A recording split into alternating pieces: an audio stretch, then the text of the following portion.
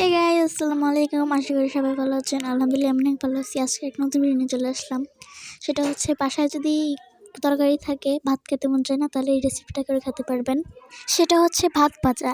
তো প্রথমেই আমি এখানে পরিমাণ মতো ভাত নিয়ে নিয়েছি। তারপর এখানে একটা ডিম, তারপরে মশলা যেগুলো লাগবে যেমন লবণ, হলুদের গুঁড়া, মরিচের গুঁড়া আর দুটো ডিম।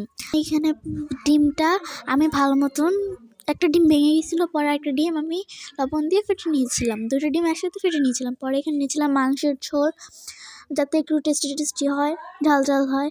এর জন্য পরে এটা সবগুলো ভাতের মধ্যে দিয়ে তারপর ভালো মতন মাখিয়ে কড়াইটা গরম দিয়ে দিছি। কড়াইটা গরম দেওয়ার পর তেল দিয়ে দিছি পরিমাণ মতন।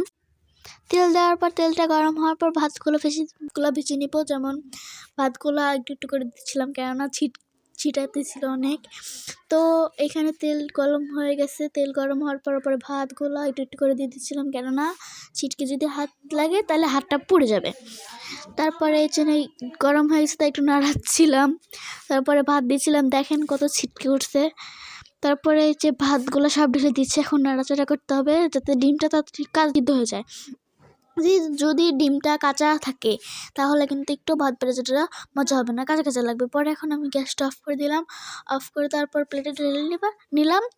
তো এটা অনেক মজা, আপনারা একবার ট্রাই করে দেখতে পারেন। আমার কাছে তো খুব ভালো লাগছে। তো আজকে এই পর্যন্তই। আল্লাহ হাফিজ।